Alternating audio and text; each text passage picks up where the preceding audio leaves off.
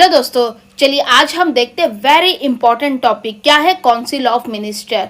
ठीक है, ये इतना इंपॉर्टेंट है कि हर एक एग्जाम में एक नए क्वेश्चन जरूर आता है। और सबसे इंपॉर्टेंट बात ये है कि यदि आप लोग यूपीएससी का प्रिपेयर कर रहे हैं तो ये जो टॉपिक है ना council of minister very important होने वाला है, क्योंकि काउंसिल ऑफ मिनिस्टर लोकसभा का एक इंपॉर्टेंट बॉडी है और प्राइम मिनिस्टर इसका हेड है। आगे देखेंगे क्या क्या है। और ये जो मैंने लिया है मेनली लक्ष्मीकांत बुक, जो मेनली यूपीएससी के स्टूडेंट फॉलो करते हैं, उस बुक से मैंने मेन टॉपिक लिया है और उसी को मैंने एक्सप्लेन करूंगी।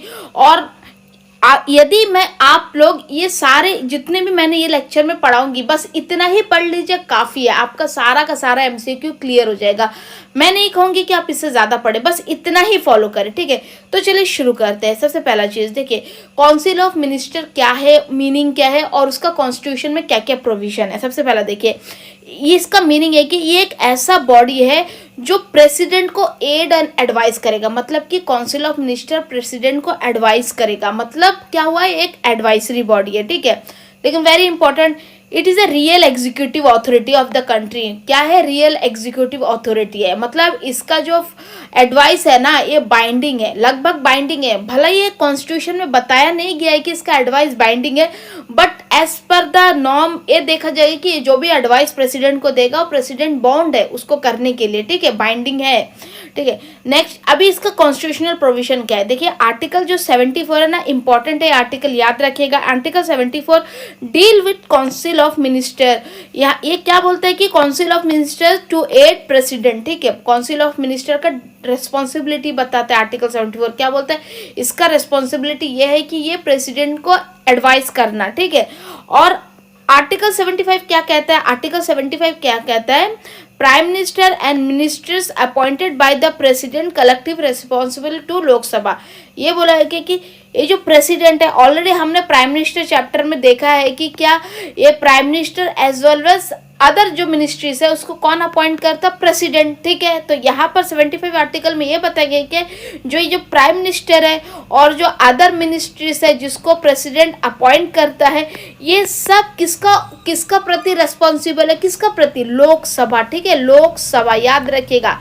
और लोकसभा क्या है, देखिए जो पार्लियामेंट का दो सदस्य है। ठीक है, पार्लियामेंट में दो ग्रुप है, एक है लोकसभा एक है राज्यसभा। ठीक है, तो ये जो लोकसभा का जो सदस्य है ना उसके प्रति ये जो काउंसिल ऑफ मिनिस्टर रेस्पॉन्सिबल है। ठीक है, वेरी इंपॉर्टेंट।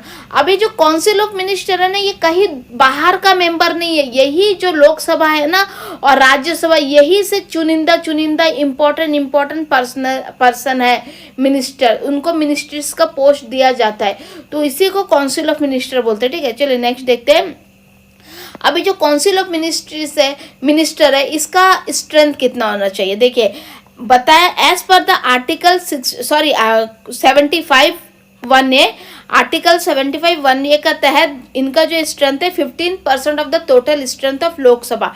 देखिए 15% of total strength of Lok Sabha का कितना स्ट्रेंथ होता है, टोटल 545 होता है। ठीक है, और उसको अगर हम लोग 15% से मल्टीप्लाई कर दे जो हमारा आंसर निकलेगा लगभग 81 आता है, तो ये टोटल स्ट्रेंथ होगा। ठीक है, और ये जो टोटल स्ट्रेंथ ना ओरिजिनल कॉन्स्टिट्यूशन में डिफाइन नहीं था, इसको 65 अमेंडमेंट के तहत इंक्लूड किया गया और ये 65 अमेंडमेंट 1990 को हुआ था। ठीक है, 65 अभी कभी कभी क्वेश्चन आता है, ऐसा आता है कि which constitutional amendment made it mandatory that total strength of the council of minister must be 15% of the strength of Lok Sabha। Option दिया रहेगा 64, 65, 63। तो आपको पता होना है कि it is 65 constitutional amendment act. चलिए क्वेश्चन एक तरह का इस तरह हो गया। अभी क्वेश्चन दूसरा तरह कैसा हो सकता, what is the total strength of the council of minister. Council of minister का टोटल स्ट्रेंथ क्या होता है, तो आपको पता होना चाहिए 15% is the total strength of the minister. अभी एक बात याद रखिएगा, एग्जैक्ट डेटा नहीं पूछते कि 81 है या 75 या तो 80 है, कितना है, मतलब टोटल स्ट्रेंथ परसेंटेज में पूछेंगे, मतलब काउंटिंग में नहीं पूछेंगे कभी, क्योंकि एज पर द ये जो नॉर्म है यहाँ पर कॉन्स्टिट्यूशन के हिसाब से 15% ऑफ द टोटल स्ट्रेंथ है ना, तो ये करीबन एक अप्रॉक्स में 81 आता है। तो एटलीस्ट इनका पास 75 से 81 के बीच में मतलब एक स्ट्रेंथ होना चाहिए काउंसिल ऑफ मिनिस्ट्रीज का। ठीक है, एकदम कॉन्क्रीट नहीं कि इसको 81 होना ही होना, ऐसा कुछ भी नहीं है। ठीक है, वेरी इंपॉर्टेंट। मैं जो एक्स्ट्रा जो बता रही हूँ एक्स्ट्रा एडिशनल इन्फॉर्मेशन है। बस आपको मेनली यहाँ पर इतना याद रखना है कि इसका टोटल स्ट्रेंथ कितना है, कितना परसेंटेज होता, इतना याद रखना 15% और किस कॉन्स्टिट्यूशनल अमेंडमेंट का बेस में हुआ। ठीक है, नेक्स्ट क्वेश्चन, सॉरी नेक्स्ट देखते हैं type of ministries. Type of ministry, कितना टाइप ऑफ मिनिस्ट्रीज देखिए इंपॉर्टेंट है। जो लोकसभा होता, लोकसभा सबसे बड़ा ग्रुप होता है, 545 इसका स्ट्रेंथ होता। इसी लोकसभा से कुछ चुनिंदा मेंबर के काउंसिल ऑफ मिनिस्टर फॉर्म होते, वो 15% of the total strength of Lok Sabha होते हैं। यहाँ तक क्लियर है। अभी जो काउंसिल ऑफ मिनिस्ट्रीज होते ना, इसको क्या है, इसको इंपॉर्टेंट डिपार्टमेंट दे देते, मिनिस्ट्रीज देते हैं। डिपार्टमेंट का मतलब माने क्या है, जैसे देखिए एग्रीकल्चर एक बहुत बड़ा डिपार्टमेंट है, तो इसमें से एक बंदा एग्रीकल्चर का हेड बनेगा, एग्रीकल्चर मिनिस्ट्रीज, कोई बनेगा डिफेंस मिनिस्ट्री, जैसा सुनते ना राजनाथ सिंह डिफेंस मिनिस्टर, फिर उसी तरह कोई बनेगा रेवेन्यू मिनिस्टर, कोई बनेगा एग्रीकल्चर हो गया, जैसे कि मेडिकल हेल्थ डिपार्टमेंट का, ऐसा वेरियस टाइप ऑफ मिनिस्ट्रीज है। तो हर एक बंदा एक इंपॉर्टेंट मिनिस्ट्रीज को हेड करेगा, फाइनेंस मिनिस्ट्रीज, ऐसा बहुत तरह का मिनिस्ट्रीज होता है। ठीक है, तो अभी टाइप ऑफ मिनिस्ट्रीज में तीन वेरी इंपॉर्टेंट मिनिस्ट्री है। पहले तीन को देखते हैं, चौथा क्या वो भी बताएगी। प्राइम मिनिस्टर सबसे ऊपर रहेगा, इस सब जो काउंसिल ऑफ मिनिस्टर का हेड कौन रहेगा, सबसे ऊपर प्राइम मिनिस्टर रहेगा, हेड ऑफ द गवर्नमेंट। और ये क्या करेगा, एडवाइस करेगा प्रेसिडेंट को। Prime minister along with council of minister हमेशा से प्रेसिडेंट को एडवाइस करेगा, दैट इज ओके। नेक्स्ट देखिए, प्राइम मिनिस्टर के बाद सेकंड मिनिस्ट्रीज कौन सा होता है, कैबिनेट मिनिस्ट्रीज। अभी आप कंफ्यूज हो रहे हैं, एक काउंसिल ऑफ मिनिस्ट्री, अब एक कैबिनेट मिनिस्ट्रीज। देखिए इसको क्लैरिफाई होना बहुत जरूरी है। पहले देखिए मैं यहाँ पर लिख देती हूँ, पहले हमारे पास क्या है, लोकसभा। ठीक है, लोकसभा का around 15% strength council of ministry बनता।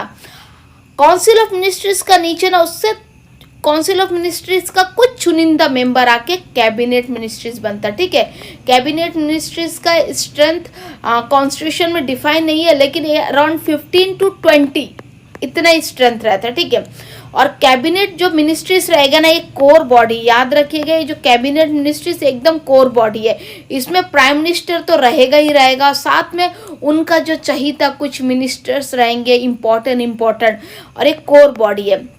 ठीक है, तो काउंसिल ऑफ मिनिस्ट्रीज में तीन टाइप होता है। पहला टाइप में प्राइम मिनिस्टर होता, दूसरा टाइप में कैबिनेट मिनिस्ट्रीज होता, जो सीनियर मिनिस्टर, जिसको सीनियर मिनिस्ट्री भी कहेंगे और इम्पोर्टेंट मिनिस्ट्रीज को हेड करेगा।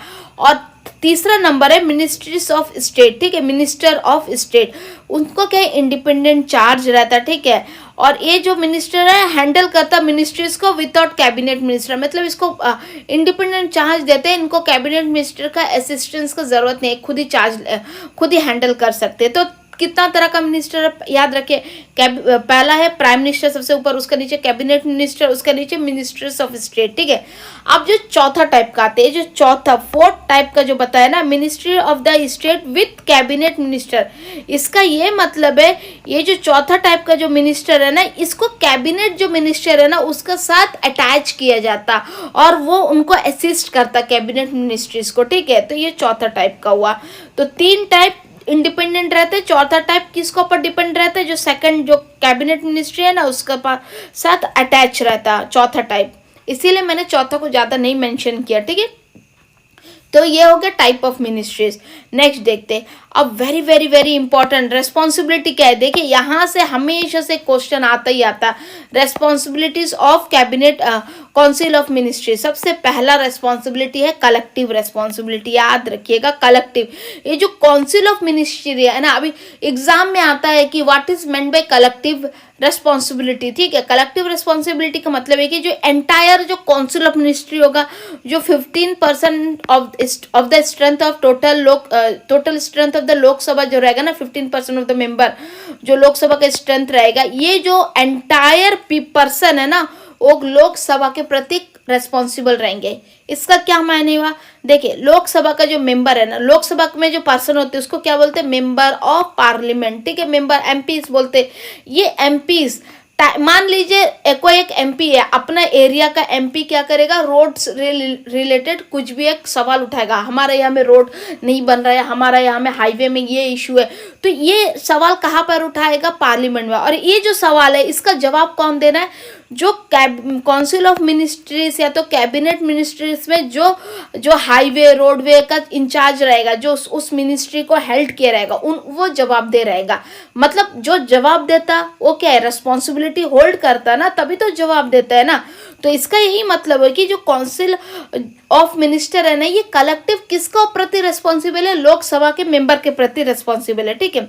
और वेरी इंपॉर्टेंट और एक चीज, नो कॉन्फिडेंस जो एक मोशन होता, अगर ये मोशन नो कॉन्फिडेंस नाम से एक मोशन होता, अगर ये मोशन लोकसभा में पास हो जाता है, इसका मतलब है कि गवर्नमेंट गिर जाएगा। ये जो काउंसिल ऑफ मिनिस्टर को रिजाइन देना ही देना, मतलब उसका खिलाफ नो कॉन्फिडेंस मोशन पास हो गया, ठीक है। नो कॉन्फिडेंस का मतलब है नो कॉन्फिडेंस, उनके ऊपर विश्वास नहीं है, कॉन्फिडेंस नहीं है गवर्नमेंट के ऊपर, तो नो कॉन्फिडेंस जो मोशन पास होता, समझे।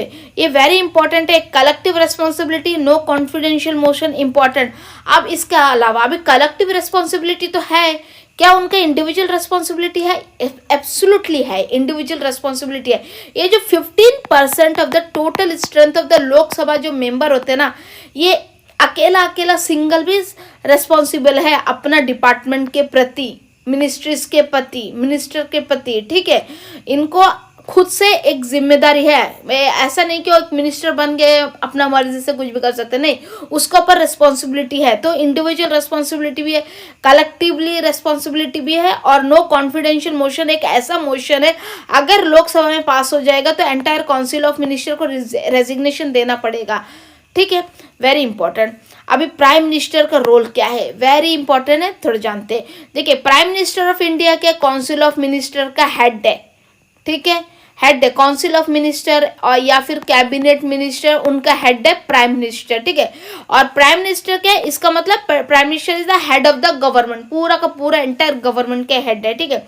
प्राइम मिनिस्टर किसको एडवाइस करता, प्रेसिडेंट। देखिए हमेशा याद रखिएगा, प्रेसिडेंट के पास एक गिनिंदा चुनिंदा एक ही दो डिस्क्रिशनरी पावर है, उसके अलावा प्रेसिडेंट का कोई भी अपना डिस्क्रिशनरी पावर नहीं है। वो सारे के सारे काम जो प्राइम मिनिस्टर और उनका जो असिस्ट करने वाला council of minister, cabinet minister का बिहाफ में, उनका एडवाइस का बेस में ही प्रेसिडेंट काम करता है, वो बाइंड है एडवाइस का, ठीक है। जो भी एडवाइस यहाँ से काउंसिल ऑफ मिनिस्टर देगा, प्रेसिडेंट को एडवाइस फॉलो करना ही है, बॉन्ड है वो, ठीक है। ये वेरी इंपॉर्टेंट है। और ये क्या, leader of council of minister, मैंने ऑलरेडी बताया। देखिए, leader of council of minister है प्राइम मिनिस्टर हमेशा से। चेयर कैबिनेट मीटिंग, ऑब्वियसली जब वो लीडर है तो कैबिनेट मीटिंग्स को भी चेयर करेगा, ठीक है। डिसाइड एजेंडा एंड प्रायोरिटी, जब वो लीडर है तो हर चीज़ को डिसाइड करेंगे, ऑब्वियसली एजेंडा क्या है, प्रायोरिटीज़ क्या है, इंपॉर्टेंट हर चीज़ को डिसाइड करेगा, ठीक है। अभी नेक्स्ट देखते हैं functions of council of minister. Council of minister का क्या क्या फंक्शन है, वेरी इंपॉर्टेंट, चले देखते हैं। Aid and advice the president, president को एड एंड एडवाइस करेगा, मतलब प्रेसिडेंट को एडवाइस करेगा। ये मैंने प्रेसिडेंट प्राइम मिनिस्टर वाला बात में ही बता दिया। जो काउंसिल ऑफ मिनिस्टर, इनको बात जो इनका जो छोटा ग्रुप काउंसिल ऑफ मिनिस्टर में कितना रहेगा, 15% of the total strength of the Lok Sabha, इतना होगा। कैबिनेट मिनिस्टर में और भी कम लोग रहेंगे, काउंसिल ऑफ मिनिस्टर से कुछ गिनिंदा चुनिंदा 15 से 20 लोग रहेंगे, ठीक है। इसके ऊपर प्राइम मिनिस्टर रहेगा। ये जो एंटायर ग्रुप है ना, ये क्या करेगा, प्रेसिडेंट को हर मामला में, हर चीज में एडवाइस करेगा। President is bound to hear the advice, उनको वो एडवाइस को फॉलो करना ही पड़ेगा, ठीक है। फॉर्मुलेट गवर्नमेंट पॉलिसीज, मतलब इस गवर्नमेंट पॉलिसीज फॉर्मुलेट करता है, इसका यही मतलब है कि ये बहुत इंपॉर्टेंट लेजिस्लेटिव बॉडी है काउंसिल ऑफ मिनिस्टर, ठीक है। हर तरह के रूल रेगुलेशन ये फॉर्मुलेट करता, गवर्नमेंट का जितना भी पॉलिसीज यही फॉर्मुलेट करेगा, ठीक है। एडमिनिस्टर वेरियस मिनिस्ट्रीज, देखिए ये तो मैंने पहले ही बता दिया। टाइप ऑफ मिनिस्टर में, मिनिस्ट्रीज में क्या बताया, टाइप ऑफ मिनिस्टर में ये कि council of minister important department को हेड करता है, जैसे कि एग्रीकल्चर डिपार्टमेंट हो गया, रेवेन्यू डिपार्टमेंट, फॉरेस्ट डिपार्टमेंट, और उसके अलावा क्या हो जाएगा, फाइनेंस मिनिस्ट्रीज, ऐसा बहुत तरह का मिनिस्ट्रीज को हेल्ड करेगा, डिपार्टमेंट मिनिस्ट्रीज को, ठीक है। सॉरी, स्पेशली मैंने डिपार्टमेंट टर्म यूज किया, मेनली ये कि सारा मिनिस्ट्रीज को हेड करेगा, जितना भी तरह का मिनिस्ट्री जो होता ना, उसके अंदर डिपार्टमेंट होता। तो पहला क्या है, ये जो काउंसिल ऑफ मिनिस्टर क्या करेगा, मिनिस्ट्रीज को हेल्ड करेगा, ठीक है। Next, present budget in parliament, इनका वेरी इंपॉर्टेंट रोल है। जो भी बजट है आने वाला साल का उसको पार्लियामेंट में प्रेजेंट करेगा, ठीक है। इम्प्लीमेंट लॉ एंड डिसीजन, जो भी लॉज एंड डिसीजन है वो भी इम्प्लीमेंट करेगा, ठीक है, ये इंपॉर्टेंट है। नेक्स्ट देखिए, यहाँ में एक चीज़ है डिस्टिंग्विश किया है, कैबिनेट और काउंसिल का बीच में क्या डिस्टिंग्विश है वो थोड़ा सा किया है, वेरी इंपॉर्टेंट। यदि आपको ये सारे बातें याद रह गया ना एग्जाम में 1 मार्क्स तो पक्का याद रखिएगा, ठीक है। अभी देखिए काउंसिल ऑफ मिनिस्टर का देखिए, इनका कंपोजिशन क्या होता है। काउंसिल ऑफ मिनिस्टर, इसका कंपोजिशन क्या होता है, प्राइम मिनिस्टर होगा, इसमें कैबिनेट मिनिस्टर भी होगा, मिनिस्टर ऑफ द स्टेट भी होगा। देखिए वेरी इंपॉर्टेंट ये है तीनों। पहला मिनिस्ट्री टाइप ऑफ मिनिस्टर में क्या है, सबसे ऊपर टाइप ऑफ मिनिस्टर में देखिए सबसे ऊपर क्या दिया है, prime minister, cabinet minister, minister of the state, तीन ही चीज इंपॉर्टेंट है ना। यहाँ पर देख लीजिए, मैं आपको फिर से यहाँ पर मिटा के बताती हूँ। तो यहाँ पर देखिए सबसे टाइप ऑफ मिनिस्टर में सबसे ऊपर प्राइम मिनिस्टर है, सेकंड में कैबिनेट मिनिस्टर है, थर्ड में मिनिस्टर ऑफ द स्टेट है ना, तीन इंपॉर्टेंट मिनिस्टर है ना। तो यहाँ में देखिए काउंसिल ऑफ मिनिस्टर ये तीनों को पकड़ के चलता है, prime minister, cabinet minister, ministry of the state. तो काउंसिल ऑफ मिनिस्टर में तीनों चीज आता है, ठीक है। और देखिए या लेकिन वही जगह कैबिनेट मिनिस्टर में क्या होता है, सिर्फ प्राइम मिनिस्टर और कैबिनेट मिनिस्टर दो ही रहेगा। इंपॉर्टेंट है, देखिए आप लोग कंफ्यूज मत होइए। देखिए क्या होता, पहले सबसे बड़ा ग्रुप कौन सा होता है, लोकसभा। लोकसभा में 545 मेंबर होता है। यहाँ से कुछ गिनिंदा चुनिंदा 15% ऑफ द स्ट्रेंथ लोकसभा का कहाँ में आएगा, council of minister. Council of minister से कुछ गिनिंदा चुनिंदा 15 से 20 लोग क्या होगा, कैबिनेट मिनिस्टर। कैबिनेट मिनिस्टर का ऊपर कौन खड़ा रहेगा, प्राइम मिनिस्टर। मतलब prime minister at the end में एंटायरली सबका लीडर है, ठीक है। तो ये जो कैबिनेट है ना, कैबिनेट ऊपर का जो दो ग्रुप है, प्राइम मिनिस्टर और कैबिनेट मिनिस्टर, इसमें इसी को कैबिनेट बोलेंगे। और जब काउंसिल ऑफ मिनिस्टर का बात करेंगे तो ये एंटायर ग्रुप को काउंसिल ऑफ मिनिस्टर बोलेंगे, ठीक है। वेरी इंपॉर्टेंट, याद रखिएगा। नेक्स्ट अभी देखिए पूरा एंटायर ग्रुप जब काउंसिल ऑफ मिनिस्टर है तो काउंसिल ऑफ मिनिस्टर मतलब लार्जर ग्रुप रहेगा देन कैबिनेट, यस ऑब्वियसली। तो ये लार्जर ग्रुप है और वही जगह कैबिनेट का स्मॉल ग्रुप है, कोर ग्रुप है, ठीक है। अभी देखिए डिसीजन मेकिंग, ये देखिए इंपॉर्टेंट है, यहाँ पर एक चीज नोट करिएगा, इसका जो काउंसिल ऑफ मिनिस्टर का ना जो डिसीजन है ना एडवाइजरी है। एडवाइजरी मतलब वो सिर्फ एडवाइस करेगा, लेकिन कैबिनेट जो है सबसे स्मॉल ग्रुप, प्राइम मिनिस्टर और ऊपर का दो जो ग्रुप है, प्राइम मिनिस्टर और कैबिनेट मिनिस्टर, जो कैबिनेट जिससे फॉर्म होता कैबिनेट, वो क्या है, डिसिसिव है। मतलब उसका जो डिसीजन होगा ना फोर्सफुल लागू होगा, उसको एनी हाउ फॉलो करना ही पड़ेगा, ठीक है। No, it is not an advisory, it is decisive. Next important responsibility, देखिए ये जो काउंसिल ऑफ मिनिस्टर है ना, collective responsibility to the Lok Sabha, ये लोकसभा का प्रति रेस्पॉन्सिबल है हर एक अपना काम के लिए। लेकिन क्या कैबिनेट भी रेस्पॉन्सिबल है, यस कैबिनेट भी कलेक्टिव रेस्पॉन्सिबल है लोकसभा के लिए, क्योंकि ये जो कैबिनेट है ना काउंसिल ऑफ मिनिस्टर का भी छोटा सा बॉडी है, उसी का अंदर का एक बॉडी है, ठीक है। तो ये जो डिस्टिंग्विश है वेरी इंपॉर्टेंट। तो ये थी काउंसिल ऑफ मिनिस्टर से लेकर जितना भी इंपॉर्टेंट चीज़ें मैंने इसमें एक्सप्लेन कर दिया। ऑलरेडी मैंने लास्ट वीडियोस में प्राइम मिनिस्टर के बारे में एक्सप्लेन किया है, पार्लियामेंट के बारे में एक्सप्लेन किया है, प्रेसिडेंट, वाइस प्रेसिडेंट। यदि आपने किसी ने भी नहीं देखा, मैं आपको सजेस्ट करती हूँ ज़रूर देखें, क्योंकि मैंने बहुत क्लियरिटी के साथ हर एक चीज़ एक्सप्लेन किया है। और यदि आपको कोई चीज़ में डाउट है तो डू कमेंट करिए, आप मुझे बताइए आपको क्या प्रॉब्लम है, मैं उस चीज़ को और भी बेहतरीन तरीके से सॉल्व करूँगी। तो होप सो कि आपको आज का लेक्चर काफ़ी अच्छा लगा, आपको हर चीज़ समझ आई। तो नेक्स्ट क्लास में मिलते हैं ये जो काउंसिल ऑफ मिनिस्टर से रिलेटेड कुछ MCQ के साथ। MCQ क्यों, जब हम MCQ सॉल्व करेंगे ना तो हमारा जो कंसेप्ट जो क्लियरिटी ना और अच्छा हो जाएगा। तो नेक्स्ट वीडियो में मिलते हैं MCQ के साथ, ठीक है। Thank you.